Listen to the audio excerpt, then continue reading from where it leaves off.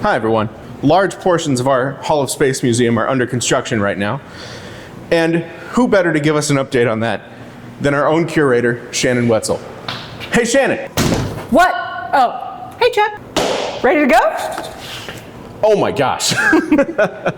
All right, it's been a while, huh? It has been. So what is going to be changing about the German wall space? Okay, so this space is getting new graphics. Pretty much the same thing will stay down here. We're just cleaning it up a little.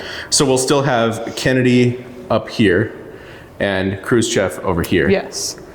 Cool. Yeah, so this should be cool because it needed it. And then remember, like we just had those little readers, the little text panel here. They're gonna get a much more stout text panel too. This map over here that showed where the wall that we have was, is that going to be staying there as well? The graphic is going away, but that information is staying. Awesome. So it just won't be on the door anymore. Because a lot of people are under the impression, and it's not an unreasonable impression, but they are under the impression that this is a segment of the Berlin Wall, like from Berlin. You forget that Berlin was divided, but also East and West Germany was divided. So that's where our pieces come from. This area is our RD-107 display. Yes. So new graphics again, which we really needed for everything pretty much. So from the RD-107 display, we go into this area, which is an educational area all about rockets. They have started the casework for these two engines. So there's the casework. Yes. And then the two engines in question. The one on the right here came from an Atlas rocket. This one came from a Redstone rocket. This one right here is going on display over there. And then this one is going on display over there. So if we go back here, this is where we're keeping the really good stuff. This area is a continuation of the rocket educational space. That is, but Chuck, hey Chuck, turn off the camera real quick. You got it. Okay, and it's going to go on display right here. And I'm not at liberty to discuss it, but since you've turned your camera off, correct? It's off. It's off, okay, good. We are getting an and I'm not allowed to discuss it. I wasn't even supposed to tell you. In fact, they said, definitely don't tell that Chuck guy. Okay, so a classroom right here. It looks like they painted. It's beautiful. Sorry, I'm gonna be okay in a second. Okay, I'm ready. Oh, and they painted in here too.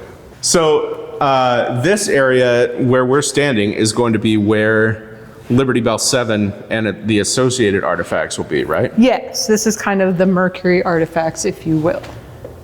So is Shiraz's suit going back in one of these displays then? Yes, Shiraz's suit will be back on display and all the Mercury stuff will be together. Vostok and Voskhod are still here. I think that's one of the big appeals of our museum is how we show Vostok and Voskhod on one side and Mercury and Gemini on the other side. Oh, and then lead into the successful moon program. Oh yeah, we have a very cool museum. Come on, Chuck, let's go. So we're in the Moonshot Gallery now, and we are specifically heading towards the White Room. Yes, but let me tell you something else, Chuck.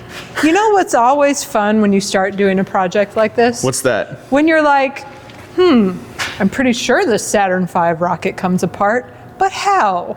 And then you get to figure it out. Or rather, other people get to figure it out. And then I just come look at it later and go, okay. It's not in place yet. But the White Room is going to, now you know the story of the White Room, Chuck. Excuse me. Yes, I'm down here.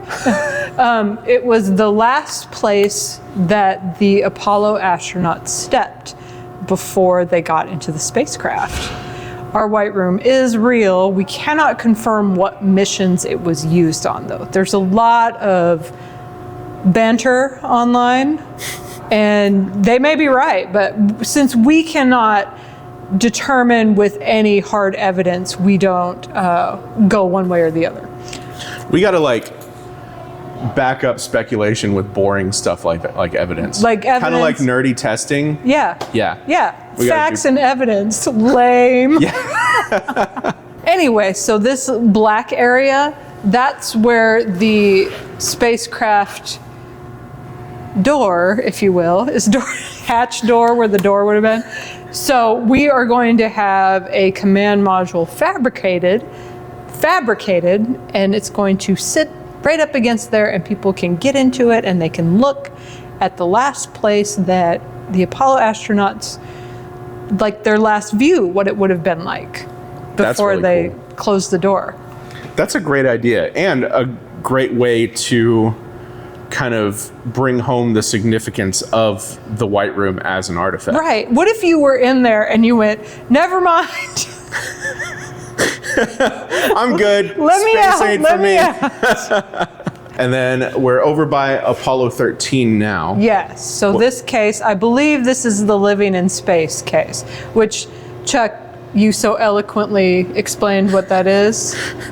What, like poop bags? Yeah, like that, yeah. And food and, you know, when we talk living in space, going to the bathroom is that's the thing people want to hear about all the time, right? Yeah. That's like what am I trying to say? It's the biggest, the most common question we get. It's the star of a living in space program or exhibit case. However, excrement. Excrement is the star. So basically, we're just going to do graphics changes and stuff back here. Yes, we have this neat little new area up above our heads. I always feel like if I look up too high, my hard hat's going to fall off. It might. I feel like in the construction world, probably their hard hats stay on. I'm going to try later, but not now because it's serious right now. Okay, so I think we've talked about it before, but the Apollo Kansas astronaut, Apollo 17, Ron Evans, that suit's going over here. The Michael Collins trainer suit is going over here. And this is right across from our LEM. Our LEM, our lunar pride module. and joy. Pride and joy, our People LEM. walk into the lobby, they see the Blackbird, and then they see this guy, and they're like, this place is awesome. That's true. And we say, duh. You So know, all over these here- construction tools, I have no idea what they are.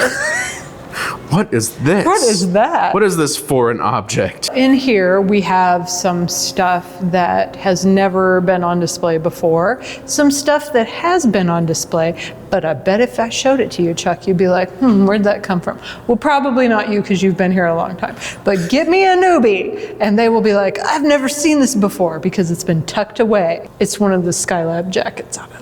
Oh, from the case over by Apollo 13. The stuff case, yeah. This will be the H1 engine that was up in Dr.